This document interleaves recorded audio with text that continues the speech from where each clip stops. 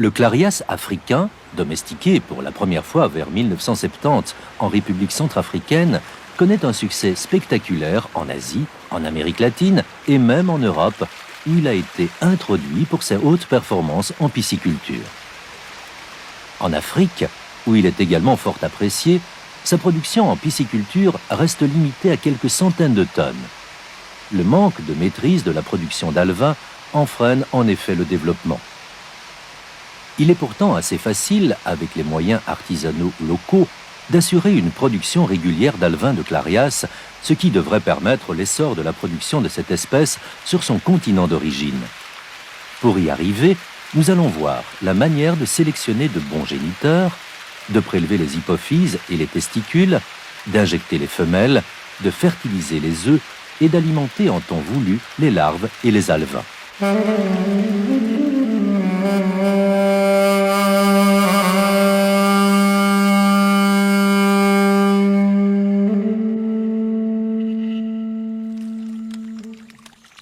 Les géniteurs doivent être maintenus dans des étangs à la densité maximale de 1 poisson par mètre carré d'eau.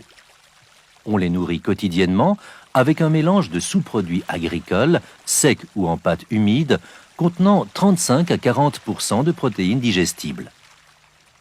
Les géniteurs à peine âgés d'1 an et ayant un poids de plus de 300 grammes sont généralement arrivés à maturité. Leur sexe est facilement déterminé grâce à la forme de la papille génitale. Elle est conique chez le mâle et arrondie chez la femelle. Les femelles sont également sélectionnées sur base de la rondeur de leur ventre. Celui-ci nous renseigne sur le bon développement des ovaires. À une température supérieure à 23 degrés Celsius, la reproduction artificielle peut être pratiquée toute l'année. Une même femelle peut pondre toutes les 6 semaines.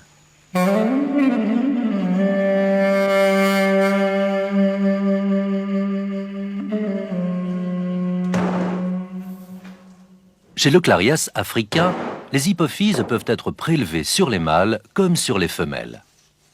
Toutefois, on préférera réaliser cette opération sur les mâles qui, de toute façon, seront sacrifiés pour l'extraction de leurs testicules. On veillera cependant à prélever l'hypophyse d'un mâle de poids équivalent à celui de la femelle à injecter. Après avoir tué le donneur, on lui coupe la tête. On sépare ensuite la mâchoire inférieure du reste de la tête. Au milieu de la partie dorsale de la bouche, on ouvre le palais au moyen d'un sécateur.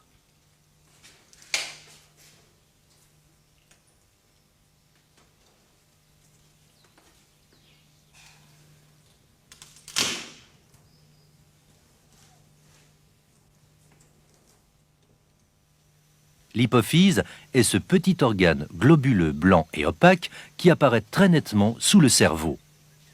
On la prélève au moyen d'une pince. Déposée dans un mortier, elle est broyée au moyen d'un pilon.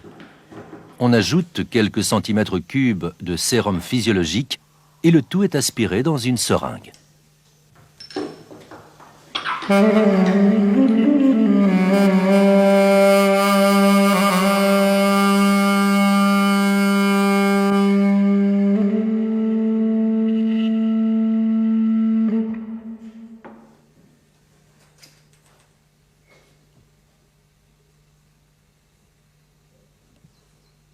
L'hypophyse, ainsi prélevée, est injectée dans le muscle dorsal de la femelle sélectionnée. Elle est ensuite stockée seule dans un bac d'eau.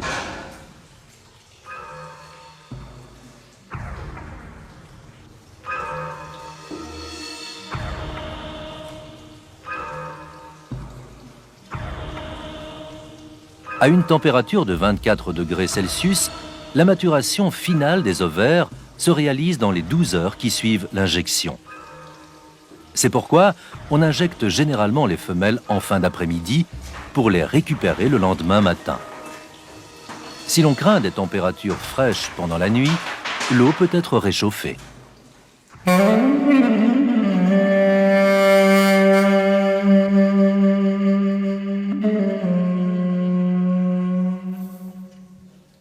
La cavité abdominale du mâle est ouverte à partir de l'anus. Le tube digestif est ensuite dégagé.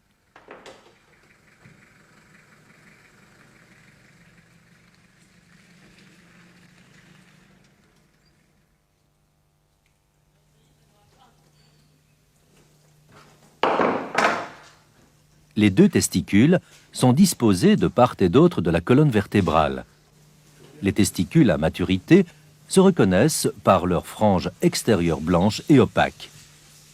Il suffit alors de les détacher de la partie dorsale de la cavité abdominale en vue de les utiliser directement pour la fertilisation des ovules.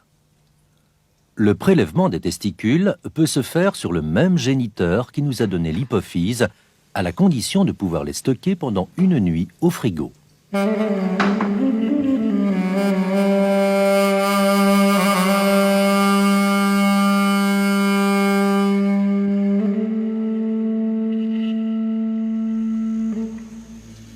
Le lendemain de l'injection, la femelle est retirée de son bac de stockage. On l'emballe dans un linge propre et sec. Une pression ferme et continue avec les doigts le long des ovaires provoque un jet d'ovules que l'on collecte dans un petit bassin. Les œufs mûrs sont plus ou moins transparents, assez petits et au nombre d'environ 600 par gramme. À pleine maturité, une femelle peut produire une quantité d'ovules équivalente à 20% de son poids. Une femelle d'1 kg peut donc produire 60 000 ovules. Pour fertiliser par le sperme du mâle les ovules récoltés, on découpe les testicules. On les presse ensuite de façon à mettre la laitance en contact avec les ovules.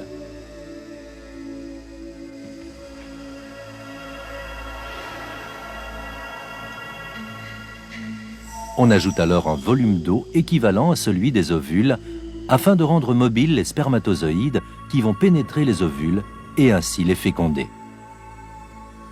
On continue à mélanger le tout pendant 1 minute, temps de survie des spermatozoïdes, puis on passe à l'incubation.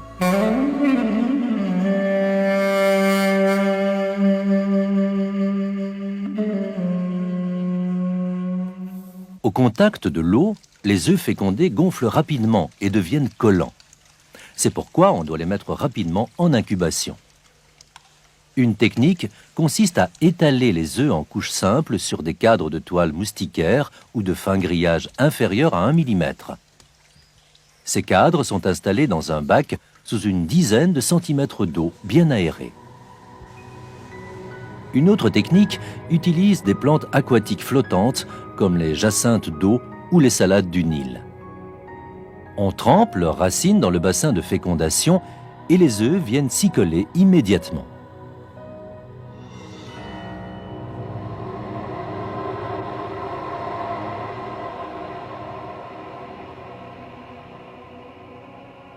Il suffit ensuite de placer les plantes dans un récipient contenant de l'eau bien aérée ou dans un appât maintenu en étang pour assurer le bon développement des embryons.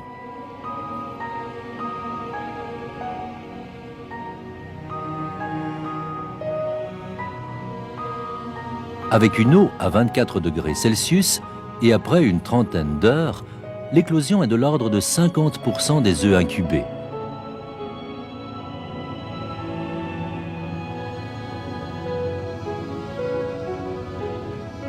Pour éviter la pollution de l'eau par le pourrissement des œufs non éclos, on veillera à retirer les substrats d'incubation, cadres grillagés ou plantes flottantes, 2 jours après leur installation.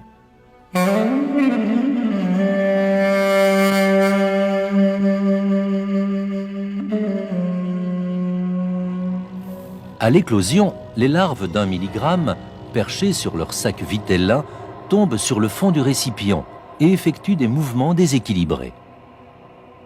Après 2 ou 3 jours, le sac vitellin se résorbe et les larves cherchent une nourriture vivante. Il faut alors les alimenter 2 à 3 fois par jour avec du zooplancton vivant. On le récolte dans des étangs fertiles au moyen d'un filet à plancton à maille de 100 microns. Petit à petit, le zooplancton est concentré dans un récipient, puis filtré à travers une grille à maille de 50 mm pour retenir tout insecte prédateur de larves de Clarias.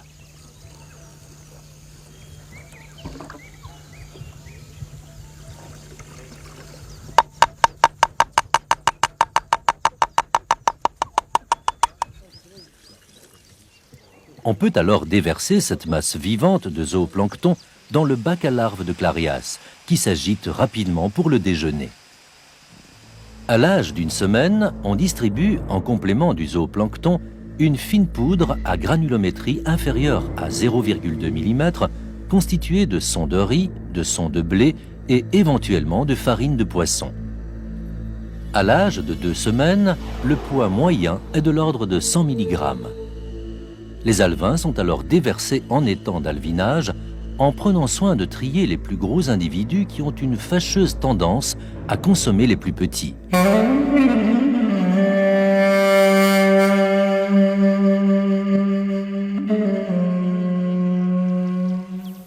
D'une surface de 2 à 5 ares et d'une profondeur maximale d'1 mètre, l'étang d'alvinage est entouré d'une clôture grillagée. Elle empêchera la pénétration des grenouilles qui sont de grandes prédatrices d'alevins. Préalablement asséché, l'étang est fertilisé puis rempli d'eau pour permettre le développement de plancton. Quelques jours plus tard, les alevins de Clarias sont déversés en respectant une densité de 20 à 100 individus par mètre cube. On les alimente maintenant 2 fois par jour, toujours avec du son de riz ou de blé et éventuellement avec de la farine de poisson, mais à granulométrie inférieure à 0,5 mm. La quantité distribuée est de l'ordre d'1 demi-kilo par jour et par art. Cette ration s'accroît de 50% par semaine. Après 1 mois, on récolte les alevins qui ont atteint un poids moyen d'environ 2 grammes. Ils peuvent alors être vendus à des pisciculteurs pour être élevés pendant environ 6 mois jusqu'à atteindre le poids commercial de 300 grammes. Vu les différences de croissance entre individus, il est souhaitable d'effectuer régulièrement des pêches à la senne pour séparer les plus gros individus. Ceux-ci, en consommant les plus petits, augmentent fortement la mortalité par cannibalisme. Dans les étangs mal protégés, on constate à la récolte une forte quantité de têtards et de grenouilles qui nuisent à la production d'alevins. Les grenouilles en consomment beaucoup. Quant aux têtards, ils entrent en compétition pour la nourriture distribuée.